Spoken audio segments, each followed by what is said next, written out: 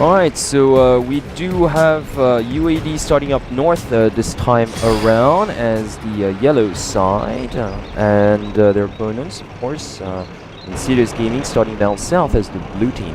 Yeah, definitely so. And I actually can't see the tank picks up here, but yes, the tank picks are pretty standard on both sides. You are dead going for 3 heavy tanks, a medium T69, and a light AMX-13, whereas their opponents going with a slightly more mobile setup. But I mean, the firepower wise, I mean, slightly in favor of You Are Dead, but it's not by much. In terms of well, tank classes, the main difference is that well, UAD decided to go with MX-5100, whereas their opponents decided to go with an extra T69. Yeah. I mean, ultimately, that is the difference. Of course, when it comes to their elite scouts, we have different tanks here, but honestly, I've always thought that between an MX-1390 and a WZ-132 was a very even fight here. Yeah, I definitely have to agree with you. I mean, the WZ-132 has slightly more firepower, but the MX-13 is definitely more mobile. So,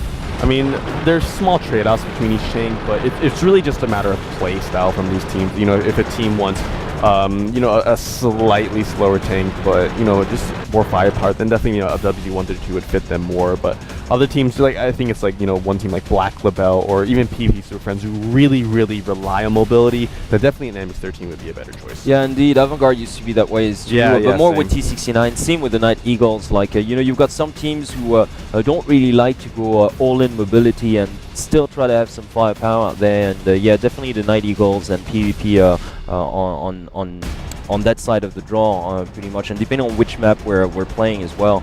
But right now, quite interestingly, I mean, well, when it comes to UAD, they have a pretty standard defensive setup up to the north. They have decided not to just necessarily squat the northeastern crater, or trench, as we like to call it. Yeah, I think that's due to the fact that Insidious Gaming have not been spotted on the eastern side, so they're expecting a western push, actually. And that's where, the last time we saw Insidious Gaming, that's where they were actually posted down. And look at this, they have been spotted here. They are going to cross the railway right now. And right now, You Are Dead, they completely see this coming, and they're gonna have absolutely no problem to defend this. Well, right now they finally decide to go to that crater, pretty much. Yeah. See, look, no, actually, not even so. They're actually just not even like retreating to the crater. Yeah, Death Guys is just being fired upon on all sides. He's probably gonna go down right here. Oh, missed that last shot. He goes down. He does go down. Not good. So yeah, the best scout on the Insidious Gaming side has been shot down. So yeah, now it's gonna come down to those T69s, but that is a non-negligible lead. Yeah. No, that is a huge loss, especially this early on. I mean, the first tank you lose being, if it's a tier A, I mean, that is bad news for you, because right then, it's definitely bad news. Yeah, for you. Right then, that means that if it comes to a firefight, that's a whole 8-tier tank that you won't have in your arsenal. So well, I mean, both in terms of firepower, but it's also going to give like so many more options to the UAD members, pretty much. Now they can even afford to say send like Onion Head all the way down south for a capture of his own, without sacrificing, like, compromising firepower numbers, pretty much. Yeah, or they still can have even an even matchup. Exactly, or they can even be sneakier than that and just decide to wait their opponents out, pretty much, because that's what I would do if I were You Are Dead as well. And look at that, Hobbs going down as well.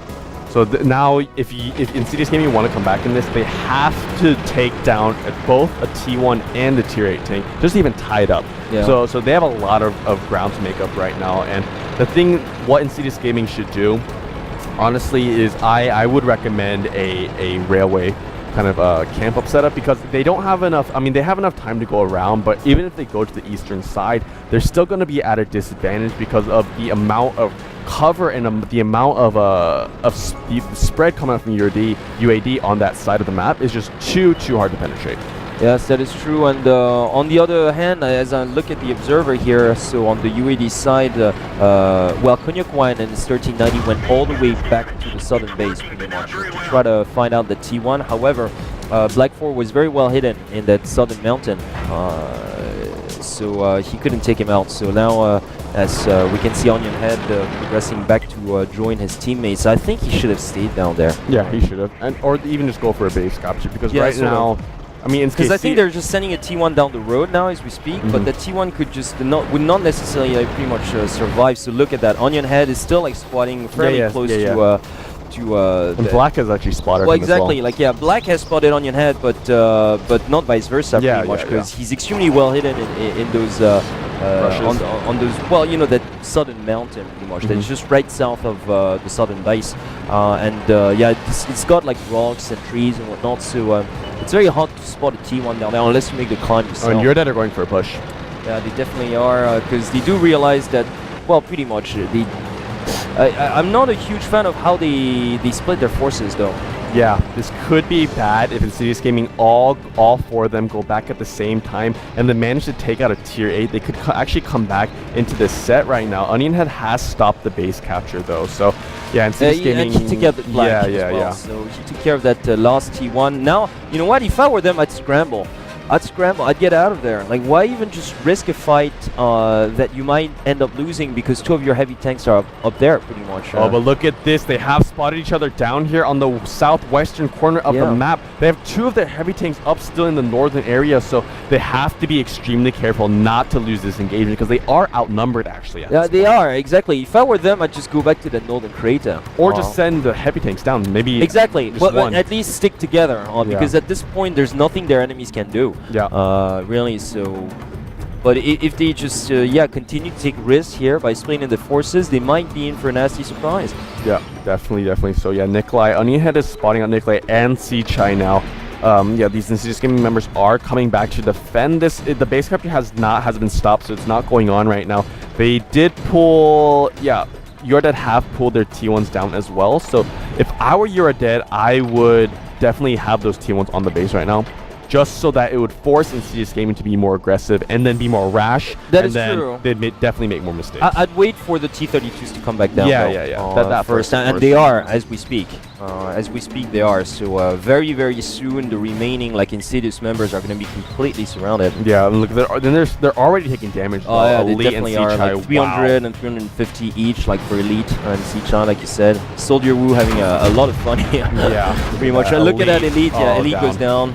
This is game over. It definitely most definitely is, and it might be even just a clean sheet victory as well. Insidious Gaming, or Your Dead, excuse me, have not lost a single tank, and most of their tanks are quite healthy right now. Nikolai getting taken out to about 300%, or not 300%, 300 health. 300%. Wow, I want the tank. Yeah, I want the tank. Yeah, that would be nice if your health bar could go up to 10,000. Yeah, to 10,000, surpass your actual limit. But yes.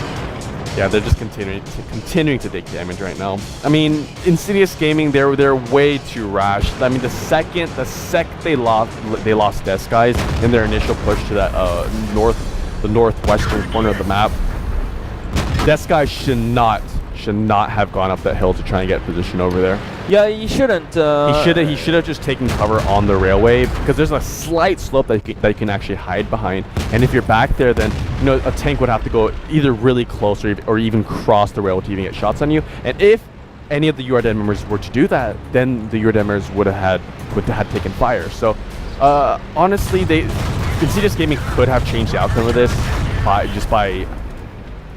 they could have changed the outcome.